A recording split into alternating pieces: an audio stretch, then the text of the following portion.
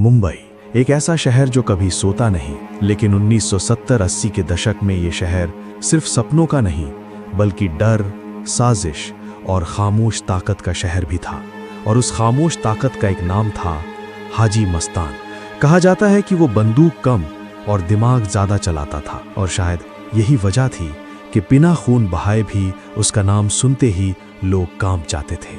लेकिन असली सवाल यही है, एक साधारण कुली जो कभी बॉम्बे पोर्ट ट्रस्ट के डॉक पर बोरे ढोता था, वो आखिर कैसे बन गया मुंबई का सबसे बड़ा और सबसे रहस्यमयी डॉन?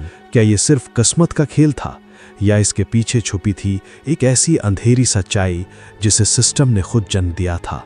कहानी शुरू होती है साल 1926 से, तमिलनाडु के कडलूर जिले के एक छोटे से गांव से, जहां मस्तान हैदर मिर्जा का जन्म हुआ। एक साधारण मुस्लिम परिवार में पिता छोटे मोटे काम करते थे, लेकिन आमदनी इतनी कम थी कि परिवार का गुजारा मुश्किल से होता था। 1940 के दशक की शुरुआत में, जब भारत अभी आज़ाद भी नहीं हुआ था, उस समय रोजगार की तलाश में हजारों लोग बॉम्बे, आज की मुंबई, का रुख कर रहे थे। और उन्हीं में से एक था मस्तान का परिवार।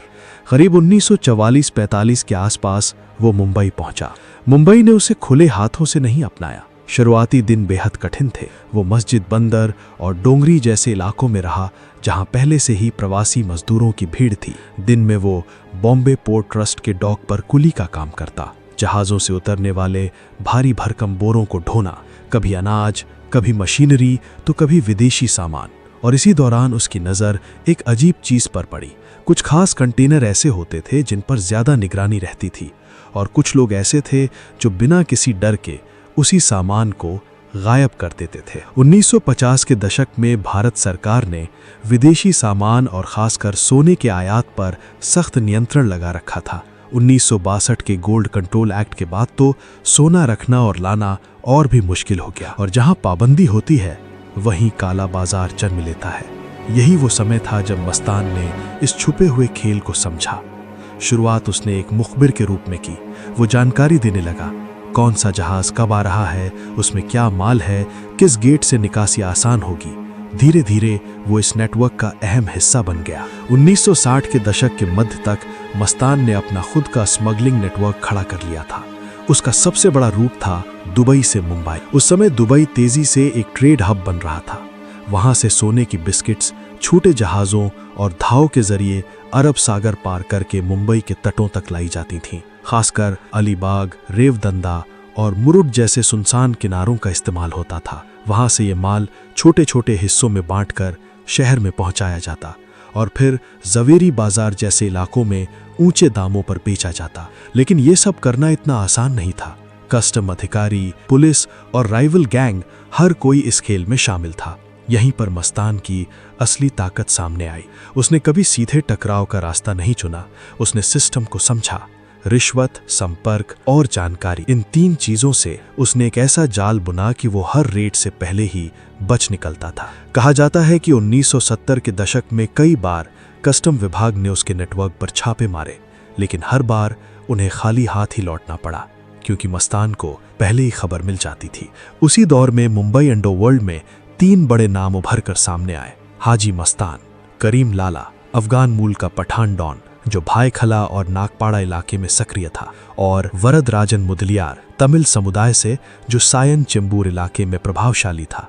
1970 के दशक में इन तीनों के बीच एक तरह का अनकहा संतुलन बना हुआ था। इलाके बटे हुए थे और हर कोई अपने अपने क्षेत्र में काम करता था, लेकिन मस्तान की पहचान सबसे अलग थी। वो साइलेंट ऑपरेटर था। उसका नेटवर्क इतना मजबूत था कि दुबई से लेकर मुंबई तक हर कड़ी उसके इशारे पर चलती थी। जहाज से माल उतरता, समुद्र के रास्ते किनारे तक आता, फिर ट्रकों और टैक्सियों के जरिए शहर में फैल जाता, और इस पूरे ऑपरेशन में कहीं भी उसका नाम सामने नहीं आता। यही उसकी सबसे बड़ी रणनीति थी, अदृश्य रहना। 1970 के अंत तक मस्तान सिर्फ एक स्मगलर नहीं रहा, वो एक पावर सेंटर बन चुका था। उसका प्रभाव मुंबई के कई क्षेत्रों में फैल चुका था, खासकर फिल्म इंडस्ट्री में। उस समय बॉलीवुड यानी तब की हिंदी फिल्म इंडस्ट्री को फाइनेंस करने के लिए कोई औपचारिक बैंकिंग सिस्टम नहीं था, और यही खाली जगह अंडरवर्ल्ड ने भर दी। कहा जाता है कि मस्तान ने कई फिल्मों में पैसा लगाया। वो फिल्म प्रोड्यूसर्स और एक्टर्स के संपर्क में आया। उसका नाम सीधे तौर पर सामने नहीं आता था, लेकिन उसका प्रभाव महसूस किया जाता था। उसकी लाइफस्टाइल भी उसे बाकी डॉन से अलग बनाती थी। हमेशा सफेद कपड़े, सफेद कुर्ता पाजामा, सफेद जूते, यहाँ तक कि सफेद कार। 1970 के दशक में उसकी सफेद मर्सिडीज काफी मशहूर थी। वो खुद को एक जेंटलमैन के रूप में पेश करता था। वो पब्लिक में कम दिखाई देता, लेकिन जब भी दिखता एक रॉयल अंदाज में। लेकिन हर उभरते साम्राज्य की तरह इसमें भी दरारें आनी शुरू हो गईं। 1980 की शुरुआत में भारत सरकार ने स्मगलिंग के खिलाफ सख्त अभियान शुरू किया। कस्टम विभाग ने अपने ऑपरेशन तेज किए, कई तस्करों को गिरफ्तार किया गया और धीरे धीरे ये नेटवर्क दबाव में आने लगा। इसी दौरान एक नया नाम तेजी से उभर रहा था, दाऊद इब्राहिम, जो डोंगरी इलाके से ही था, लेकिन उसका तरीका मस्तान से बिल्कुल अलग था। वो ज्यादा आक्रामक था, ज्यादा हिंसक। 1980 के दशक के मध्य तक दाऊद का गैंग डी कंपनी तेजी से फैलने लगा और अंडरवर्ल्ड का पावर बैलेंस बदलने लगा। मस्तान ने यह बदलाव समय रहते समझ लिया। कहा जाता है कि 1984-85 के आसपास उसने धीरे धीरे सक्रिय अपराध जगत से दूरी बनानी शुरू कर दी।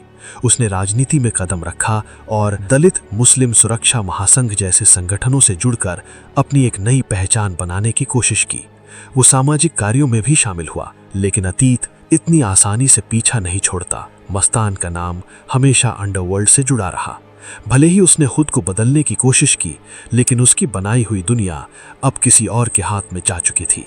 25 जून 1994 को मुंबई में हाजी मस्तान का निधन हो गया।